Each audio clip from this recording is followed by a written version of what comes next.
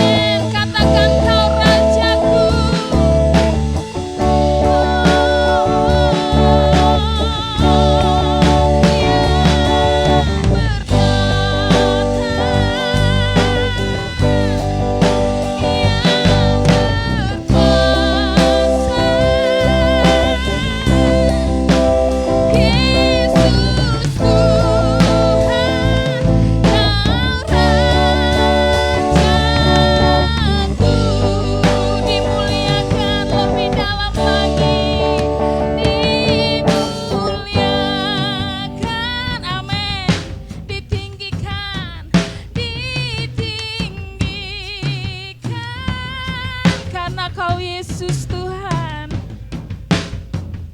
Amin. Katakan Engkau Rajaku.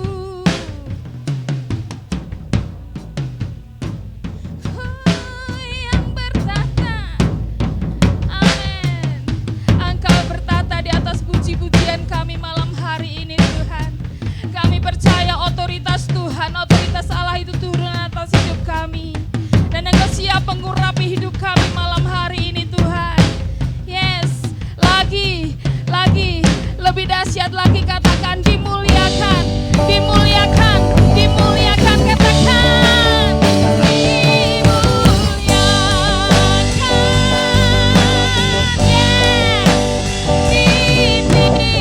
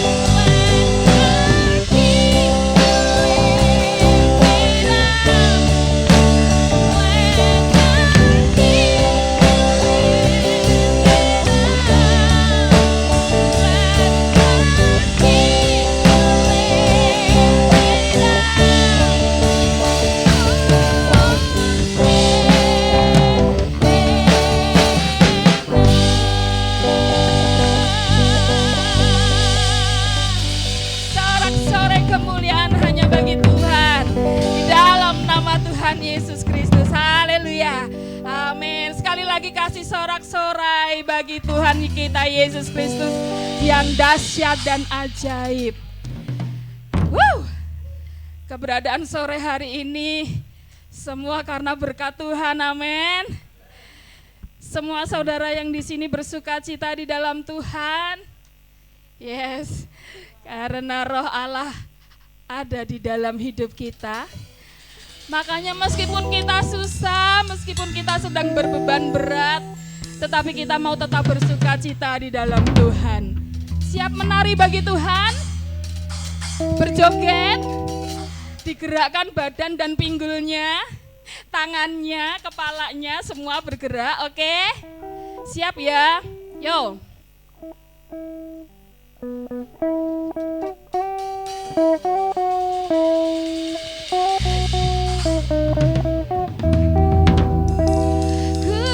Menari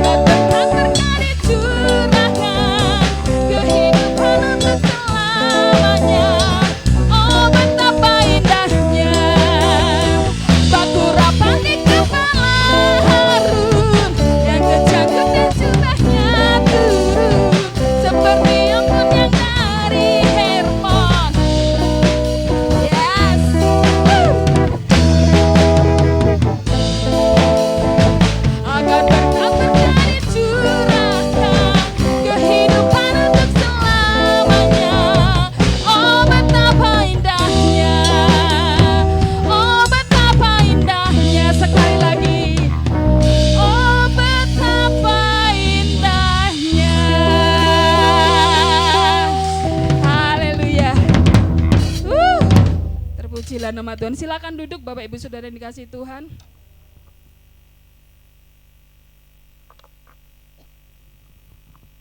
Ini sudah hari yang ke-8 ya? 9. 8. Ya. Ada yang mau berbagi pengalaman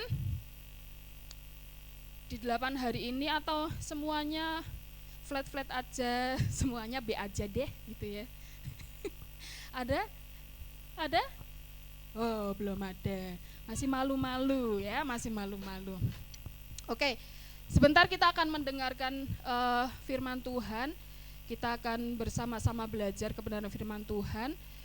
Firman Tuhan hari ini akan dilayani Pak Titus. Waktu dan selanjutnya saya serahkan kepada Pak Daniel. Saya minta untuk berdoa untuk firman Tuhan yang akan kita dengarkan malam hari ini, Pak. Ya, mari kita akan persiapkan hati kita untuk menyambut kebenaran firman Tuhan. Kita sudah mendapatkan sukacita ketika kita memuji menyembah Tuhan, dan disempurnakan lewat kebenaran firman yang akan kita renungkan. Ialah urapan untuk kita semua, terlebih untuk hamba Tuhan yang akan menyampaikan firman-Nya. Kiranya akan memberkati kita semua. Glory, haleluya. Terima kasih ya Tuhan, terima kasih ya Bapa, terima kasih ya Roh Kudus. Di malam yang indah ini, hari-hari yang ke-8 di dalam Pentakosta, kami berdoa, kami mendapatkan banyak berkat melalui curahan kuasa Roh-Mu. Terima kasih ya Bapa, terima kasih Engkau senantiasa memperbarui hari demi hari hidup kami, semakin memahami maksud Tuhan bagi kami, keluarga, gereja, kota maupun negara kami, bahkan dunia ini Engkau singkapkan kepada kami, supaya kami memahami arti panggilan sebagai anak-anak Tuhan, sebagai murid-murid Tuhan. Terima kasih ya Bapa, kami mohon biarlah firman Tuhan hari ini terus memperlengkapi kami dengan kekuatan Roh-Mu yang kudus. Terpujilah nama Tuhan. Dalam Kristus Yesus kami menaikkan doa dan syukur kami. Yang siap menyambut firman bersama berkata, amin. Beri kemuliaan bagi nama Tuhan. Saya serahkan pada Pak Pendeta Titus. Terima kasih Pak Daniel yang sudah memberikan kepercayaan buat saya untuk sampaikan firman Tuhan. Sebelum itu saya tidak sendirian, saya bawa rekan dan istri untuk sama-sama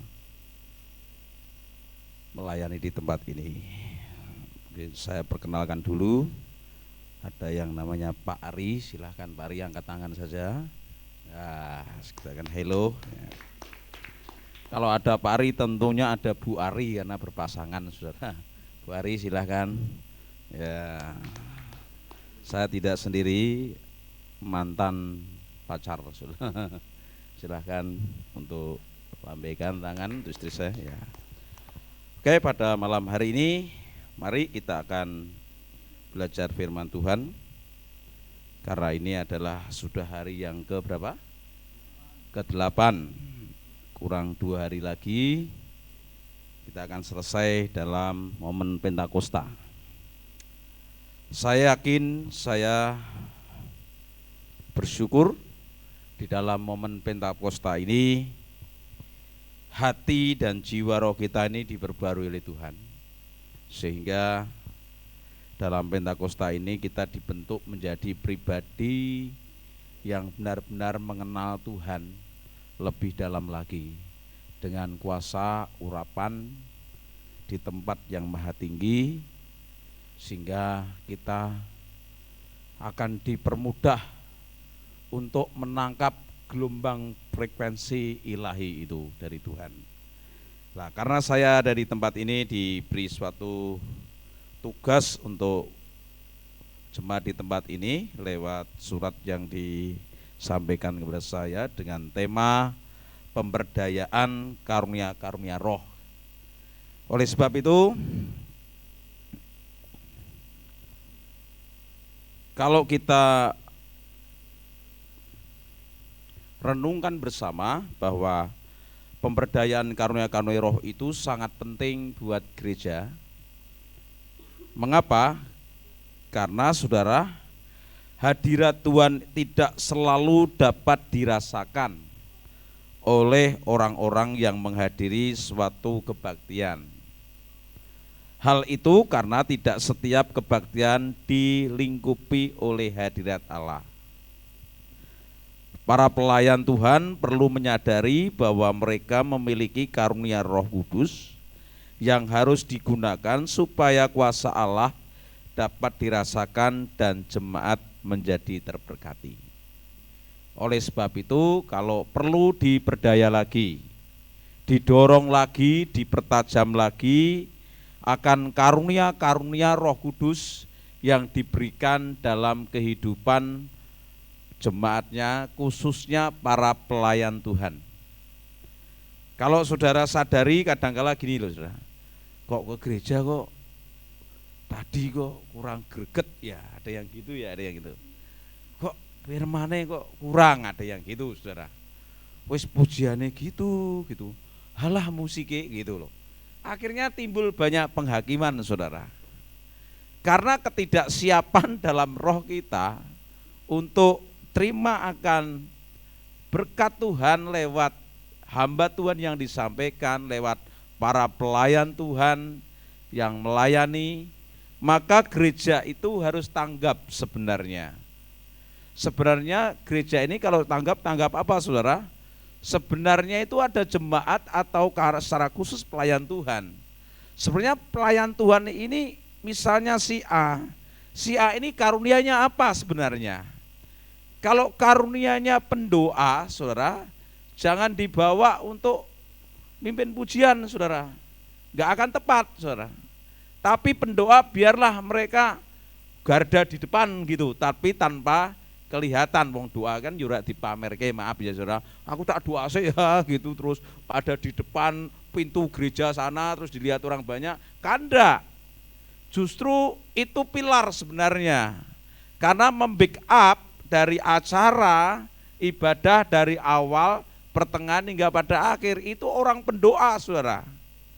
Nah itu kita harus tahu sebenarnya jemaat atau para pelayan secara khususnya mereka itu punya karunia kemana. Kalau dia punya karunia pemuji, pemazmur, okelah sesuai dengan karunia yang ada. Kalau itu sudah ada, maka saya percaya hadirat Tuhan akan dinyatakan.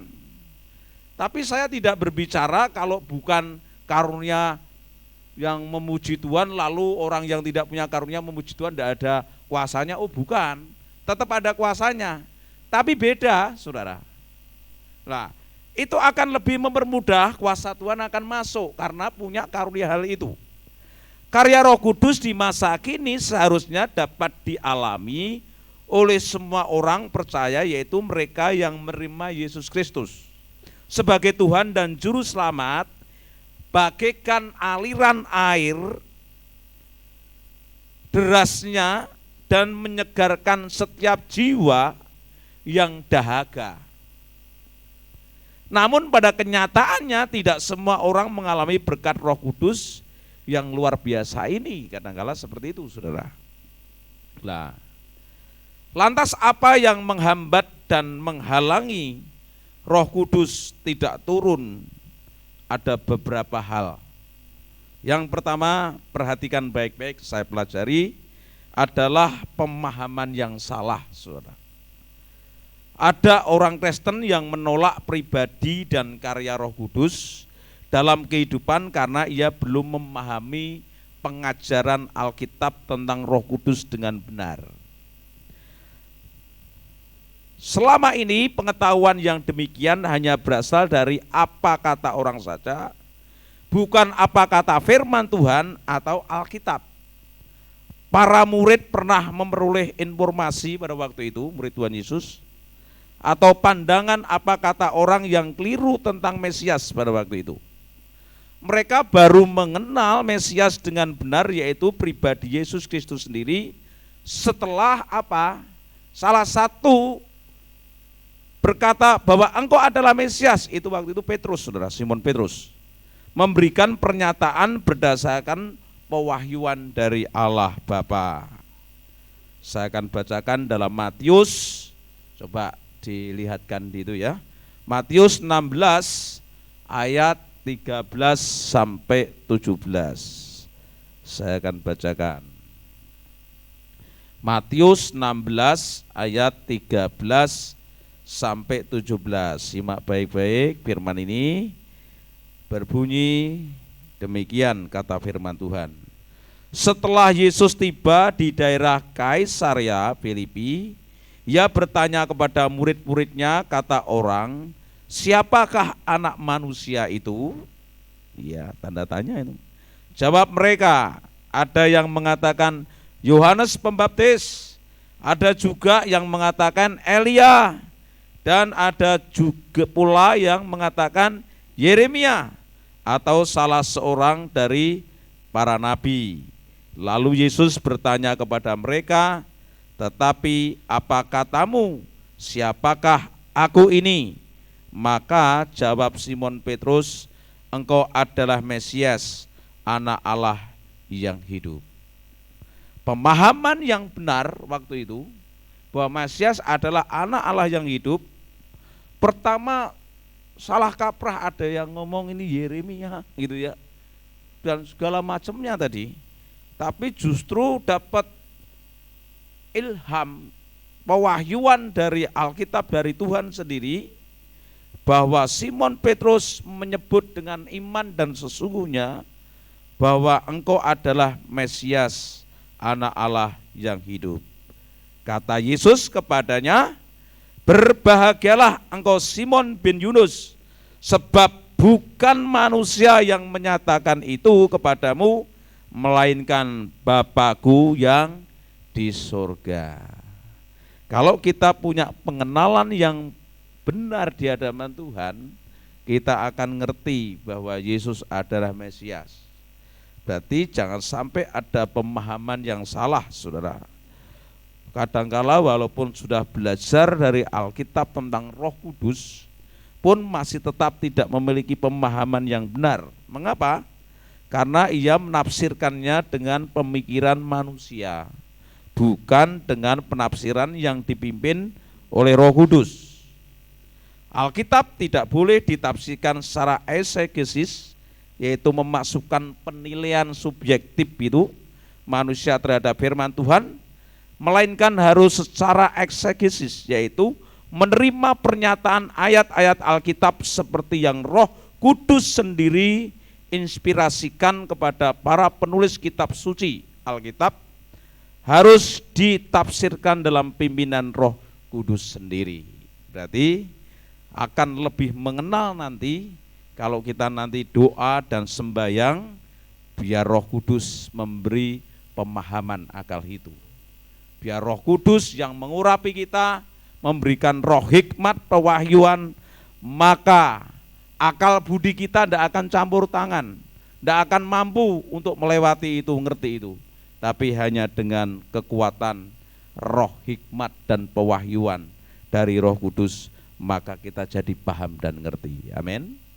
Nah, saudara yang dikasih Tuhan, yang kedua yang menghambat sehingga tidak ada pemberdayaan karunia-karunia adalah yang kedua, kekerasan hati. Rasul Paulus berkata di jemaat Korintus supaya jangan mengeraskan hatinya. Kalau Roh Kudus berkata dan menyuruh kita melakukan sesuatu, jangan berkeras hati dengan menunda-nundanya. Karena apa? Kesempatan yang baik belum tentu datang yang kedua kali dalam kehidupan kita. Nah, Mazmur 95 ayat 7 dan 8 saya bacakan seperti ini. Sebab dialah Allah kita dan kitalah umat gembalanya dan kawanan domba tuntunan tangannya. Pada hari ini sekiranya kamu mendengar suaranya, ada suatu kata, pada hari ini sekiranya kamu mendengar suaranya, apa? Janganlah keraskan hatimu seperti di Meriba, seperti pada hari di masa di padang gurun. Israel ini dituntun Tuhan, dilawat Tuhan selama 40 hari. Bukan 40 hari, tapi 40 tahun kan. Tak pikir ngantuk sudah. 40 tahun. Selama 40 tahun, bayangkan 40 hari sedelotok, saudara. 40 tahun dipimpin, Alkitab sangat jelas sampai apa? Kain kasut pun tidak rusak, saudara. Dan kakinya pun ya ora ono kata sak gajah-gajah gitu ya. Intinya sampai bengkak gitu ndak. Tetap dalam pemeliharaan Tuhan loh. Sampai ada di padang gurun marah-marah sama Musa, minta daging, minta mana dan susu. Wah, segala macam yang diminta waktu itu, saudara. Nah, tapi padang gurun ora ono mall, saudara, pada waktu itu. Mall siapa? Kalau ada diserbu 2 juta gitu lah, bangkrut toh. Wong ada di daerah padang gurun sana, saudara. Siapa yang mau jualan? Ndak ada.